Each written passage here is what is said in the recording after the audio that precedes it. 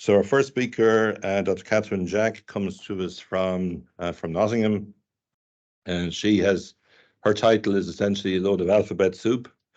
So is from non-alcoholic fatty liver disease, which is the first acronym, to metabolic dysfunction associated steatotic liver disease. Now I kind of run at that and it went really well.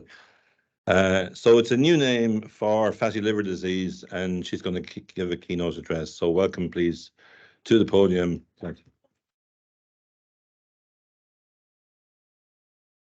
you very much for asking me to come here today. I've never been to Sligo before, and it's absolutely beautiful, and it's just wonderful.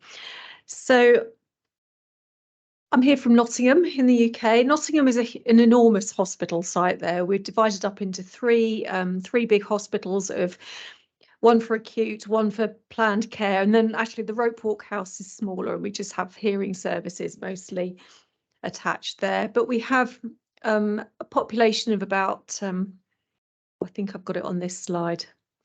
I borrowed this slide from a colleague, as you can see, and there's animations on it, which I'm not familiar with.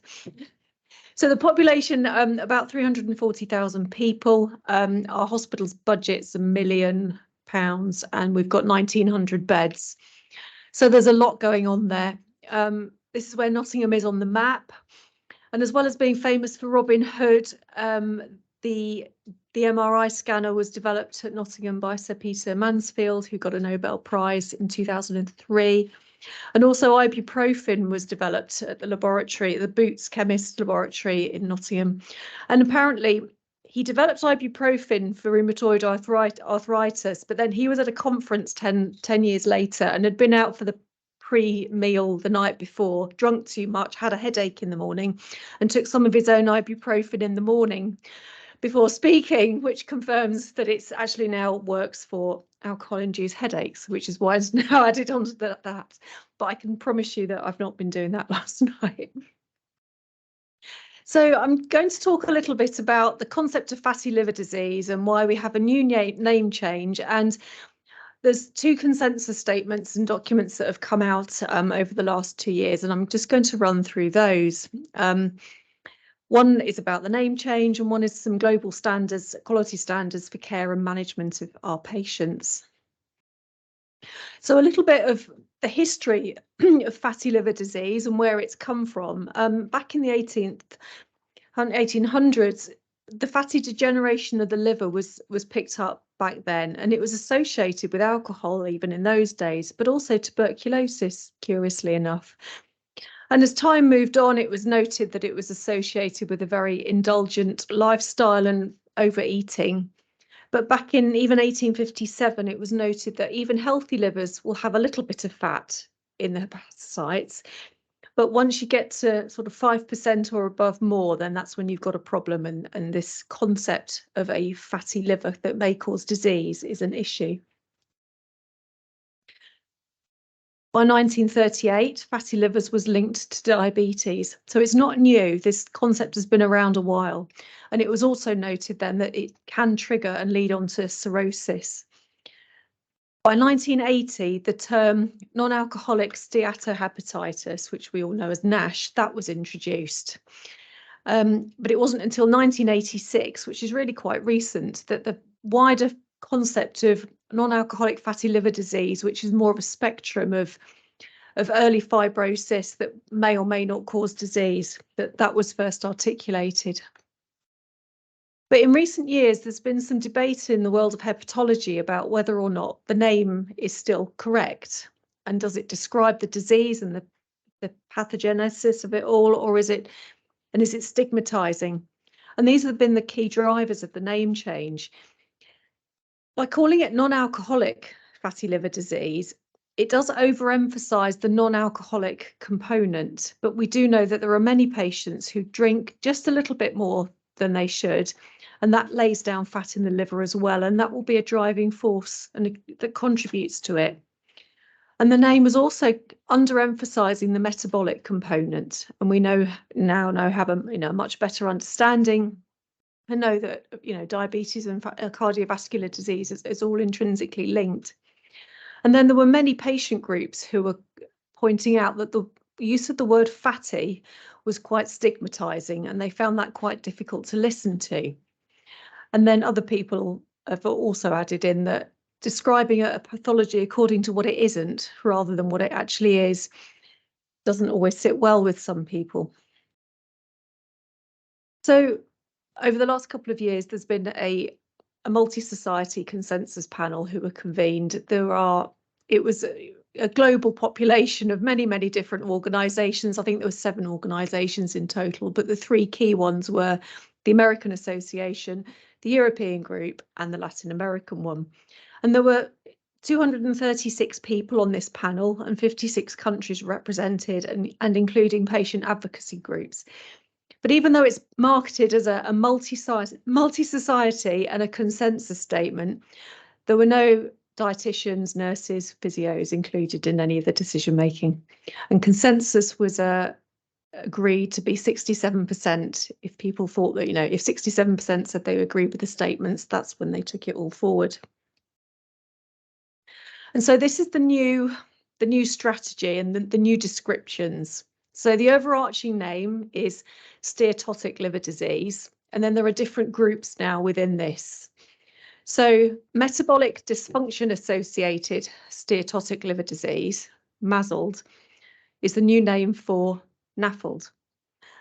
And then conversely, metabolic dysfunction associated steatohepatitis, MASH, is what used to be called NASH. So slight changes there. But because there's an increased awareness that some people may be drinking a bit too much alcohol and that's driving it, there's another category now called MET-ALD. So this is where you have evidence of both metabolic dysfunction and a bit too much alcohol intake. And the main documents always describe alcohol intake in grams, but certainly as a nurse, when we talk to patients, we always use units. I don't think patients would understand grams of alcohol. But so if women are drinking 17 units a week or more regularly, and men are drinking 26 units a week or more regularly, then there's likely to be an alcohol component to their disease as well. And then there's also the pure alcoholic liver disease category as well, because we know that fat in the liver is associated with that. And then there are other conditions, for example, drug-induced liver injury, where there may be some fat in the hepatocytes, and some of the monogenic diseases, such as hemochromatosis, where you may get some fat in the liver as well. And whilst cryptogenic cirrhosis is very rarely talked about or heard in clinical practice, there's usually an official diagnosis apart from cryptogenic that can be ascribed. They have included that at the end, just in case that there's no other obvious reason why. Definitely wet.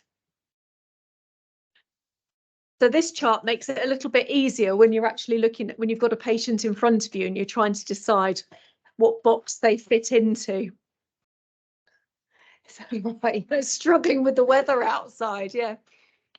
So you've got a patient and it's been confirmed that they have some fat in their liver. They have hepatic steatosis, either by imaging, biopsy, or even a FibroScan that's got a raised CAP score. And then the next question to ask is, does the patient have any of the cardiometabolic criteria? And there's 5 of those, and those are on the next slide actually. But if they do, but there's no other causes of fat, then it's simply MASLD. But if they have a cardiometabolic criteria and there's other causes of steatosis, then if it's their alcohol intake that's driving it, then you would explain to the patient that they have MET-ALD. They're going to love this, aren't they? And then there may be other situations where people have fat in the liver, but there's no cardiometabolic criteria being met, in which case it could be cryptogenic or some other specific etiology, for example, hemochromatosis. And so these are the cardiometabolic criteria that are being included into it. They need to have at least 1 out of 5. And so for adults, it's a BMI of 25 or greater, perhaps a bit lower if people are from an Asian population. To have a raised fasting serum glucose or a raised HbA1c, or to have treatment for type 2 diabetes. To be hypertensive or on antihypertensives, to have raised triglycerides and insufficient HDL cholesterol. So this does recognise that the cardiovascular risk factors are a key component of this disease. Of the group, of the cohort of 256 people involved in the panel, 74% of them overall, the majority said that they agreed with the name change and they felt it was the right thing to do. But specifically, only 66% of that group said that fatty was stigmatizing. So there is still some debate in the community as to whether it is or not, but either which way, the name has been changed. But there are criticisms of this, because saying to patients you've got a fatty liver, it is jargon free, it says what it does on the tin and people understand that, and the communication is key. And most patients won't understand it if you say to them you have a metabolic disease or you have steatosis.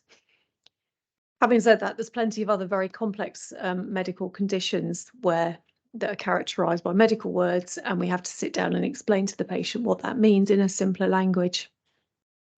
And it has been suggested that the category of a cryptogenic SLD might actually be the get-out cause for people who are perhaps closet drinkers, people who drink too much and don't tell anybody. So it's always going to be worth just double checking and asking the question. So the prevalence of MASLD is very high. It's believed to affect at least a quarter of the population in high income countries, although the most common cause of death amongst people who have this is cardiovascular disease rather than a liver disease. Certainly in the UK, there's an estimated 14 million people, and it's felt that the majority are underdiagnosed. And that the prevalence of cirrhosis from this is projected to escalate and reach over 1 million by 2030.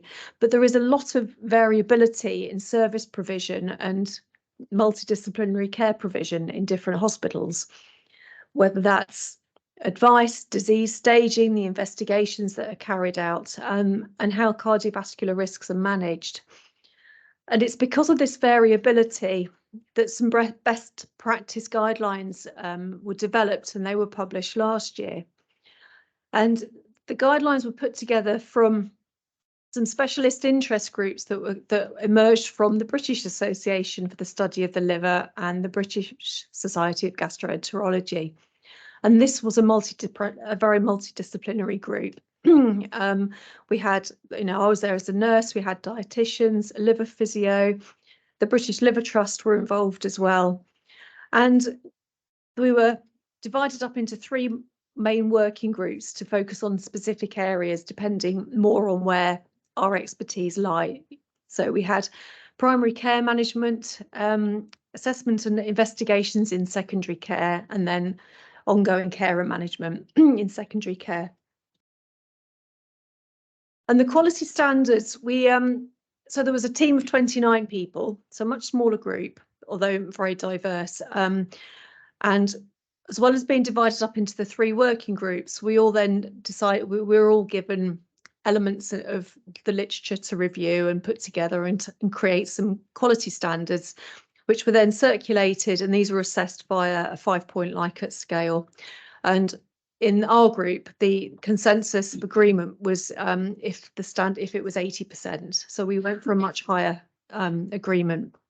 And there were 34 quality standards, and I won't go through all of those, but there were 11 key performance indicators that were identified through this group, and I'll just explain those briefly. So these are the 2 that focus more on primary care management, or what you do with your patient before you actually refer them to the hospital or while they're waiting for their first appointment. And it's recommended that services have a local clinical pathway that enables people to be investigated for suspected liver disease, and that it includes some form of non-invasive fibrosis assessment, for example, a FibroScan or the FIB4 blood test. And this is a a test there's an online calculator. If you put it into Google, you can find them, but it comes up with a different number if you add in the patient's age, their ALT, their AST, and their platelet count. And that can give an indication to stratify where you are with the patient. But also to, if people are referred to secondary care, can these markers be actually written in the referral letter? So a really simple intervention. It helps the hospital staff enormously.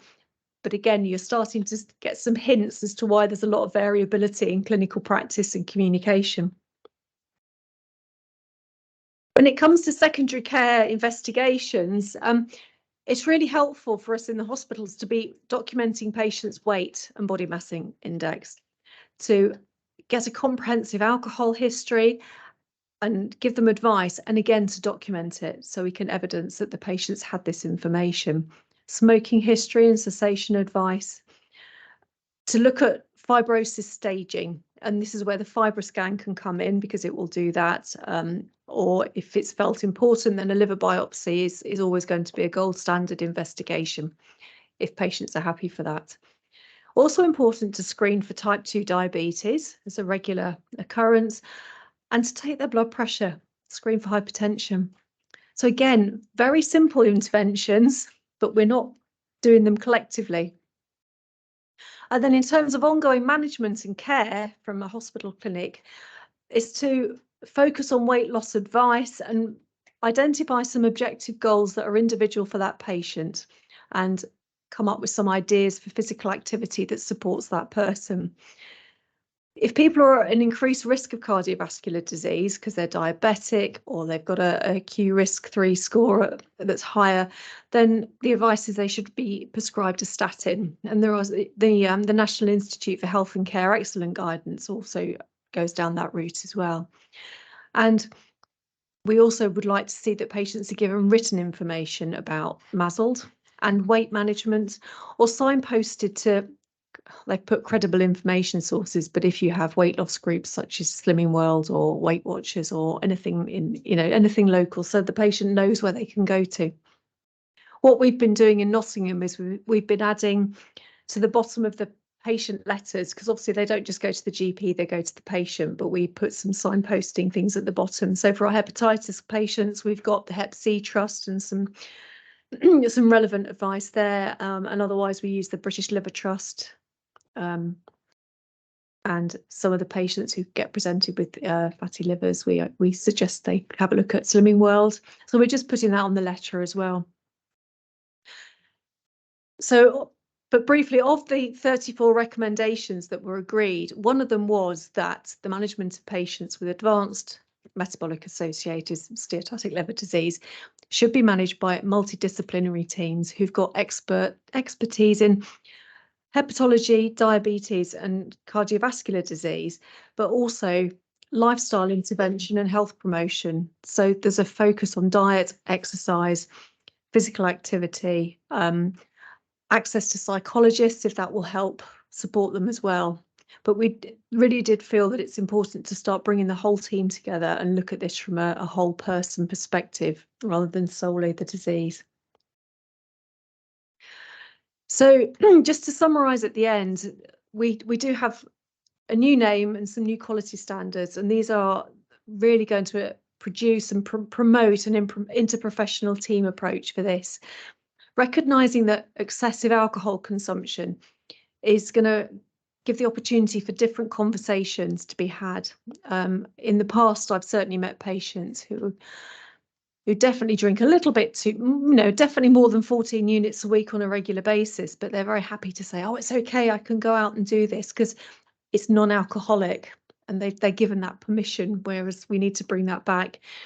And clarity of the metabolic disease involvement is really important, because then again, it enables very focused conversations from specialist nurses and dietitians about what's going on and how we can support them. And of course, formally acknowledging the role of the allied health professional team and nursing within this does start to open up opportunities for research in this field for us as well. Thank you very much.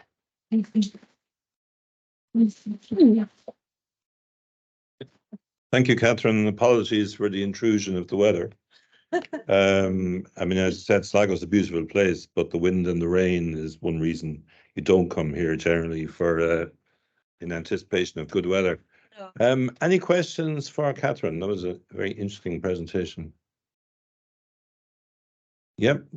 Andy, just if you just wait for the mic because there's people online. Yep.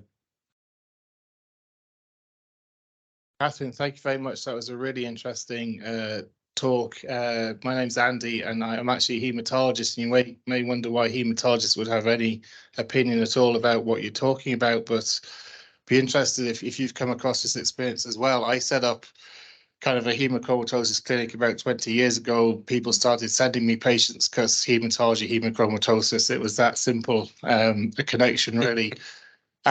But over the years, and we've done some little kind of local studies on this, we ended up finding that maybe 3/4 of patients referred to us with a high ferritin were, in essence, I'll use the old term, fatty liver or metabolic syndrome, a combination of both. And over the years, I've had, I don't know how many hundreds of people I've diagnosed with one or both of those syndromes. And what disheartens me more than anything is how primary care is failing in, it will recognize an abnormal blood test, a high ferritin, which is in essence an inflammatory marker indicating that the liver's in distress basically, and want venesection because they think it's hemochromatosis. And you know, okay, some cases it can be subtle or it can be grey, but an awful lot they're just barn door lifestyle, diet, all the stuff that you've mentioned. And you know, I don't know what it's like in the UK, but I'd be really worried about our primary care system when that's how a hematologist is diagnosing fatty liver syndrome. Yeah, we do have links with our haematology teams. I'll come back. Yes, we do have links with our haematology teams, and I think sometimes the referrals get screened. When they get screened out, somebody will then put them in the right direction and say, actually, I'm going to send that one to the hepatology team. And we do have some nurse-led clinics that see people at first port of call and do initial investigations and conversations, and will then sign people, you know, signpost people onto the relevant consultant if needed as well.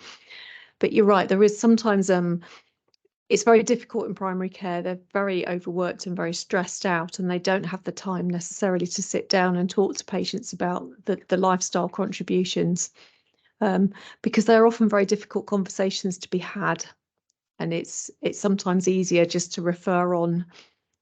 And then once they get to the hospital, to then refer people on to the nurse, because you can go and talk to the nurse, they'll talk to you about that. so we get those tricky conversations as well. Yeah. Thank you. Any other questions? Just one I have. I mean, based on your, I suppose your comments about the frequency of this condition and the implications of it, do you think there should be a screening process for it? We've got one set up in Nottingham.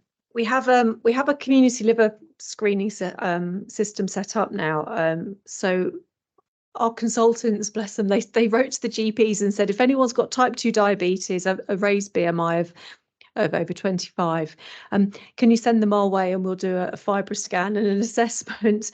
And then the volume of referrals just went, it exploded, and there was a bit of pushback from some GPs as well over this, because obviously it's work for them to fill out the referral and do this. But we're gradually getting our way through all the referrals, and the referral pathway has been refined in response to that as well. But we are FibroScanning a lot of people. We've now got a community system set up where we have a bus that we can take round with a mobile FibroScan as well. One of our consultants is doing some community-based clinics. We're getting there, but it's surprising how many people you do pick up with some early stage fibrosis and a raised CAP score, which indicates there's a lot of fat present, and they're diabetic and overweight as well. So we end up giving them some news they don't want to hear. Okay, thank you very much.